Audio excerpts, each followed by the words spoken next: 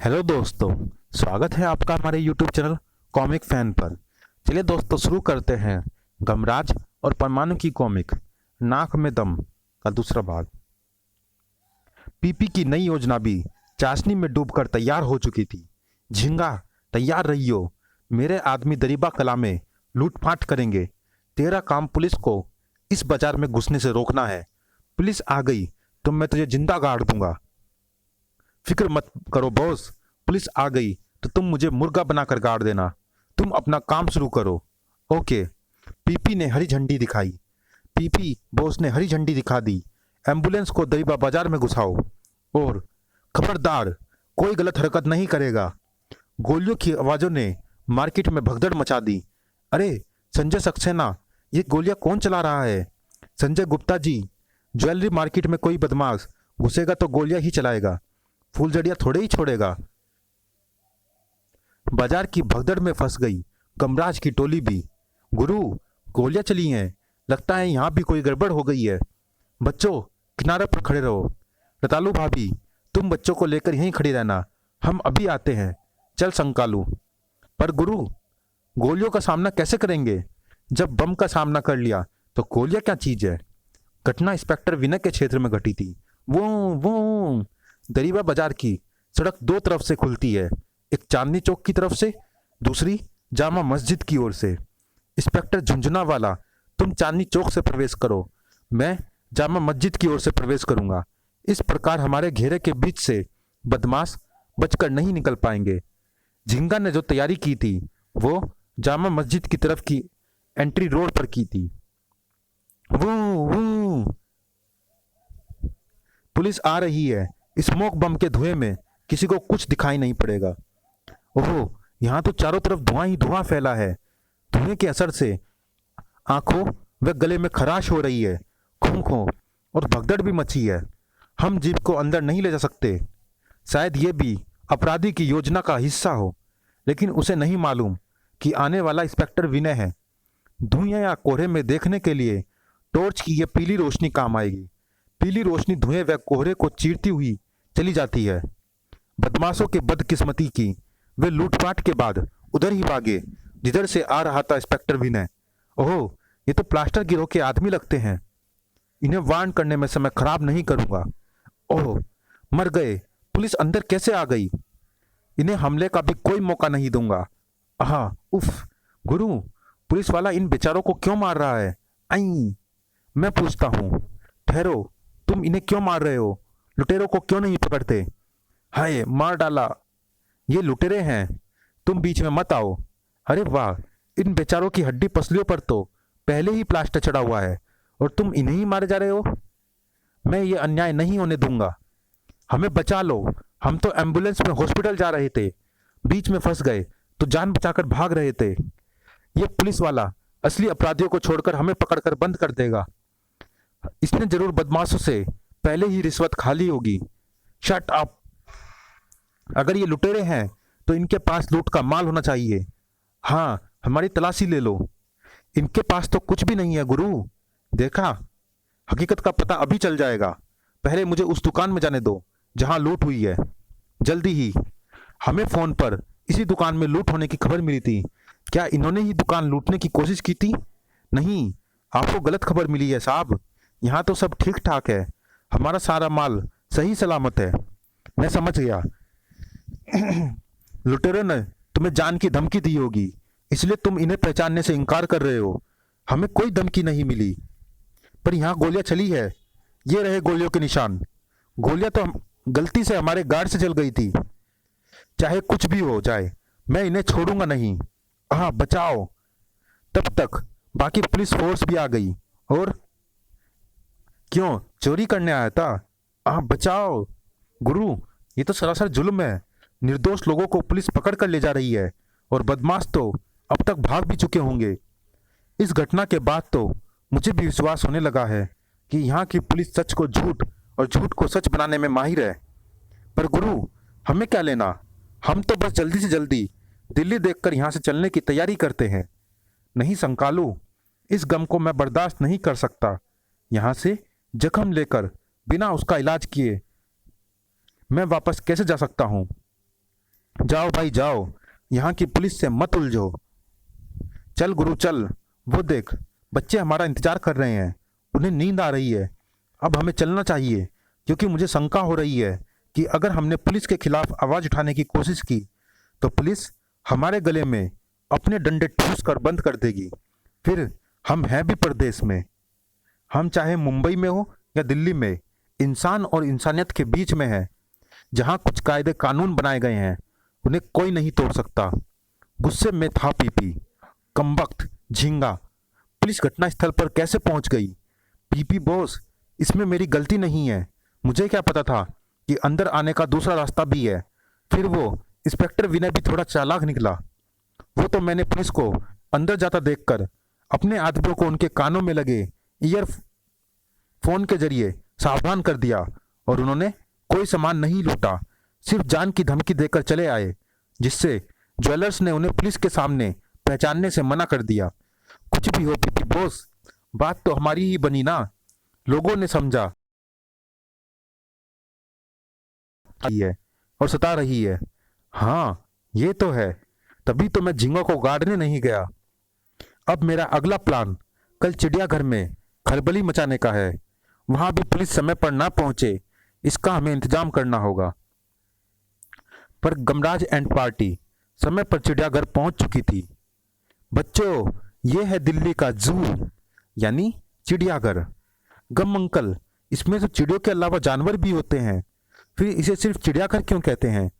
बेटे, पहले ऐसी जगह देश प्रदेश से आने वाली चिड़ियों के आश्रय के लिए ही बनाई गई थी, लेकिन बाद में जानवरों को भी रखा जाने लगा, ताकि तेजी से लुप्त होते जानवरों पर की जा रही हिंसा को रोकने के लिए लोगों को प्रेरित किया जा सके।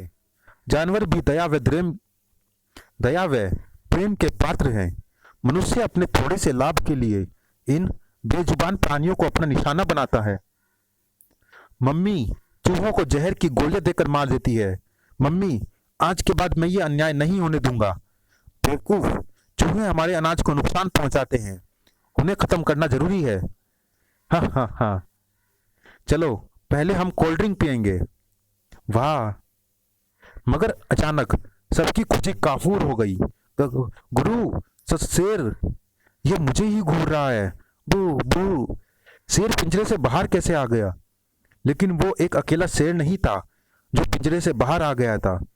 ग्रर! अरे भालू, ये आजाद कैसे हो गया? भागो, यहाँ तो भेड़िया आजाद घूम रहे हैं। उफ उफ। गमराज ने सोचने में एक भी क्षण व्यर्थ नहीं किया। कोल्ड ड्रिंक की इस बोतल को हिलाने से इसमें ढेरों झाग पैदा होंगे। फिर जब मैं इसके मुंह पर से अंगूठा हटाऊंगा तो पेप्सी के तीखे पानी की धार सीधी जाकर शेर की आंखों से टकराकर इसे कुछ देर के लिए तो अंधा कर ही देगी। ग्रर तड़ाक। बच्चों, अपनी अपनी बोतलें इसके सिर पर पटक मारो। संकालू, इस प्रकार हम शेर को थोड़ी देर के लिए बेबस कर सकते हैं, पर हमेशा के लिए नहीं। इससे बचने का एक ही तरीका है, तू सबको लेकर शेर के पिंजरे में चला जा और पिंजरा बंद कर ले। चिड़ियाघर में जानवरों के आजाद हो जाने की खबर बड़ी जल्दी फैली। पुलिस की कई जीपें चिड़ियाघर की ओर दौड़ पड़ी। वू वू। लेकिन रास्ते खुदे हुए थे। अरे ये क्या? ये सड़क किसने खोद दी? सावधान, सड़क पर 10 साल से काम हो रहा है। एमटीएनएल। मैंने महानगर टेलीफोन निगम वाले भी तो खोदते रहते हैं। इस बार मैंने उन्हीं का कर्मचारी बनकर खोद दी। ही। अब ये पुलिस वाले घूमकर दूसरी सड़क से आने की कोशिश करेंगे, लेकिन वहां मैं रास्ते में ऐसी कीलें बिछा दूंगा कि पुलिस जीप यहां से आगे ही नहीं बढ़ पाएगी। लेकिन गमराज वहां नहीं रुक सकता था, क्योंकि कई खूंखार पशु आजाद हो चुके थे। जल्दी करो, इन जानवरों के पिंजरों में घुसकर जान बचाओ। सारे पिंजरे लोगों से हाउसफुल हो गए, मगर गमराज बाहर रह गया। ग्रर! उफ, मैं फंस गया। यमुंडा, जल्दी आ। स्वामी पर गुर्राता है। धाड़! लेकिन आऊं आए आ कमबख्त गैंडे ने मुझे टक्कर जड़ दी। खूंखार शेर अपने ऊपर हुए हमले का बदला लेने के लिए उछला। ग्रर! यमुंडा तो अभी खड़ा भी नहीं हो पाया। शायद मेरा आखिरी समय आ गया है। बाजी पलट गई। घबराओ नहीं गमराज, मैं आ गया हूँ। परमाणु वंडरमैन। ग्रर। अरे ये क्या, ये प्रहार किसने किया? अरे वाह, ये तो सारे जानवर तो बेहोश हो गए। इन्हें बेहोश करना जरूरी था गमराज। अब चिड़ियाघर के कर्मचारी इन्हें वापस पिंजरों में पहुंचा देंगे, लेकिन पहले जो पिंजरों में बंद है उन्हें निकालना होगा। तुम्हारी हिम्मत व बहादुरी की दाद देनी होगी गमराज। अगर तुम समझदारी से काम लेकर इन सब लोगों को पिंजरों में जाने को ना कहते तो पिंजरों से बाहर जानवर इन्हें नुकसान पहुंचा सकते थे। ये तो मेरा फर्ज था परमाणु, लेकिन शायद यहाँ की पुलिस फर्ज या कर्तव्य जैसे शब्दों से परिचित नहीं है। क्यों, क्या हुआ? घटना के इतने समय बाद भी पुलिस अभी तक यहाँ नहीं पहुंची। कुतुब वाली घटना में भी पुलिस लापता थी। दरीबा वाली घटना में तो आ तो गई थी, मगर निर्दोष व पहले से ही प्लास्टर चढ़े लोगों को पीटने। वहां मेरी आंखों के सामने विनय नाम के इंस्पेक्टर ने पहले से ही टूटे फूटे लोगों की पिटाई की। नहीं, ऐसी बात नहीं है गमराज। वो इससे पहले कि परमाणु कोई सफाई दे पाता, दिल्ली पुलिस, हाय हाय, गमराज परमाणु जिंदाबाद। गुरु, मेरी बीवी डर के मारे पिंजरे से बाहर नहीं आ रही और इसकी बीवी के डर से शेर पिंजरे में नहीं जा रहा। बाहर आ जाओ भाभी, सारे जानवर पकड़े जा चुके हैं। गुरु, इसे अंदर ही रहने दो, चिड़ियाघर चल जाएगा, टिकट भी ज्यादा बिकेंगे। हाँ हाँ हाँ हाँ। क्या कहा? अच्छा गमराज, मैं चलता हूँ, पर तुम उड़ते कैसे हो? ये विज्ञान का करिश्मा है। मेरी जान बचाने का शुक्रिया दोस्त, पर जान अभी बची कहाँ थी? सारा काम ठीक हो रहा है, पर यह गमराज कौन है? कौन है ये गमराज जो हर बार मेरी योजनाओं में अड़ंगा लगा रहा है? मुंबई से दिल्ली घूमने आया है पीपी बॉस। अब ये जल्दी ही मुंबई भागता नजर आएगा, क्योंकि इस बार हंगामा में ही ऐसा होना है। हा हा हा, ये तो इंडिया गेट आ गया पीपी बॉस। हाँ बच्चों, ये इंडिया गेट है, अमर शहीद वीर जवानों की याद में निर्मित स्मारक। कितना बड़ा गेट है। गम अंकल, गेट तो घर पर लगता है, इसका घर कहाँ है? हा हा हा, ये इंडिया गेट है बेटे, इसका घर हमारा पूरा देश है। देश में गद्दार भी होते हैं। अरे, इंडिया गेट पर ये गोलियां कौन बरसा रहा है? तोड़ तोड़ तोड़। यमुंडा, जल्दी से प्रकट होकर उन बदमाशों के टक्कर जड़। अभी लो स्वामी। संकालू, ये गोलियां इंडिया गेट पर नहीं, उनके ऊपर बने मधुमक्खियों के विशाल छत्तों पर बरसाई जा रही है। यमुंडा, जल्दी से प्रकट होकर इन बदमाशों के टक्कर जड़। अभी लो स्वामी। धाड़ आ आई। गुरु, लाखों मक्खियां हमला करने नीचे आ रही हैं और यहाँ सैकड़ों पर्यटक मौजूद हैं। अरे यहाँ तैनात पुलिस वाले मदद करने की जगह भाग रहे हैं, कायर निकम्मे कहीं के। हाँ हाँ हाँ, वो तो भाई, क्योंकि उन्हें पहले ही मैंने मुफ्त की पेप्सी पिला दी है, जिसमें जमाल घोटा मिला हुआ था, जिन्हें पीकर उन्हें 10 लग गए हैं। अब वे यहाँ रुककर किसी की मदद नहीं कर सकते। आपकी बुद्धि का भी जवाब नहीं पीपी बॉस। यमुंडा, बस बन जा, ताकि सब लोग तेरे अंदर सुरक्षित पनाह ले ले, वरना मक्खियाँ काट काट कर सबको सुझा देगी। मैं इन दोनों की अकल ठिकाने लगाता हूँ। जल्दी करो, सब अंदर आ जाओ। पुलिस निकम्मी हो गई है, तभी आतंकवादियों के हौसले बुलंद हो गए हैं। टीकाराम, जल्दी कर, इसे भी पेप्सी पिला दे, क्योंकि मक्खियाँ काफ़ी नीचे आ गई हैं और इस वक्त हम ही यहाँ छुट्टे रह गए हैं। फंस गया। यमुंडा, डबल डेकर बस बना हुआ है, अगर उसे अपनी मदद के लिए बुलाया तो उसमें सवार सभी लोग खतरे में पड़ जाएंगे। पर ये मुझे पेप्सी क्यों पिलाना चाहते हैं? हाँ हाँ हाँ, हमारा रास्ता रोकना चाहता था। वो तो मैं अभी भी रोकूंगा कमबख्तो, चाहे मेरी जान ही क्यों ना चली जाए। लेकिन गड़म, ओह, मेरे पेट में भूचाल क्यों आ रहा है? शायद पेप्सी में कोई गड़बड़ थी, इसलिए इन्होंने मुझे पेप्सी पिलाई है। मुझे फौरन टॉयलेट की ज़रूरत है। ओह, मक्खियाँ नीचे आ पहुंची है, अब मैं इनसे नहीं बच सकता, जबकि मेरा टॉयलेट पहुंचना बहुत ज़रूरी है, वरना नई पैंट खरीदनी पड़ेगी और बदमाश भी भागे जा रहे हैं। जल्दी बैठ। लेकिन कहाँ जाते हो? मर गए, ये तो परमाणु आ गया है। घबराना नहीं गमराज, जब तक मैं हूं किसी अपराधी की कोई योजना सफल नहीं होने दूंगा। अब बर्दाश्त नहीं हो रहा। मेरे पास दूसरी पैंट भी नहीं है। बच्चे भी मजाक उड़ाएंगे। गमराज, ये लोबान है जो जलाने पर घना धुआं पैदा करता है।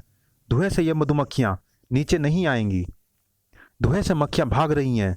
परमाणु, इस वक्त मुझे तुम्हारी मदद की सख्त जरूरत है। क्यों? क्या हुआ? अब तो खतरा टल गया। घबराओ नहीं। नहीं, खतरा टला नहीं है परमाणु। सुनो, खुसुर फुसुर। ओह, ये बात। घबराओ नहीं, मैं तुम्हें अभी सार्वजनिक टॉयलेट में पहुंचा देता हूँ। सुलभ शौचालय। जल्दी परमाणु, जल्दी, विस्फोट होने ही वाला है। और ब्रूम, लगता है काम हो गया। और थैंक यू परमाणु, तुम ना आते तो ना जाने क्या हो जाता। परमाणु उसे लेकर वापस उड़ा। परमाणु, तुम्हारे यहाँ की पुलिस भ्रष्ट व निकम्मी है। नहीं, ऐसा मत कहो। पुलिस अपना काम ठीक कर रही है। इंडिया गेट पर गोलियां चलते ही पेप्सी पीती पुलिस को दुम दबाकर भागता देख लेते तो शायद तुम ऐसा न कहते। मुझे कहीं कुछ गड़बड़ लग रही है। मुझे लगता है कि कोई पुलिस की छवि को खराब करने की कोशिश कर रहा है। मैंने पता लगाया है कि पुलिस को हर बार समय पर घटना स्थल पर पहुंचने से रोकने के लिए अड़ंगे लगाए जा रहे हैं। परमाणु गमराज को लेकर नीचे उतरा। देखो गमराज, पेप्सी पीने से तुम्हारी क्या हालत हुई, ये तो तुम जानते ही हो। तुम कह रहे थे कि घटना के वक्त पुलिस वाले भी पेप्सी पी रहे थे। शायद उन्हें भी पेप्सी पिलाई गई थी और उनमें भी वही गड़बड़ थी जो कि तुम्हारी पेप्सी में थी, इसलिए वे लोग पेट पकड़कर भागे।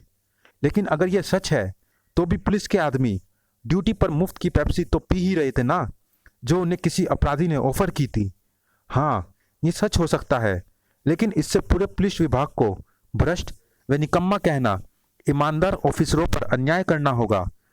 तभी दिल्ली पुलिस, हाय हाय, गमराज परमाणु जिंदाबाद।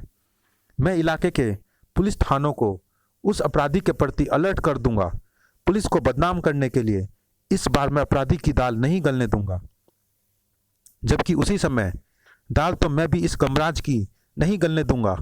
यही बस है ना इनकी, जिनसे ये दिल्ली दर्शन कर रहे हैं। मैं इसमें रिमोट बम लगा देता हूँ। बॉस, अगली बार किस इलाके की पुलिस को रोकना है? अप्पू घर की।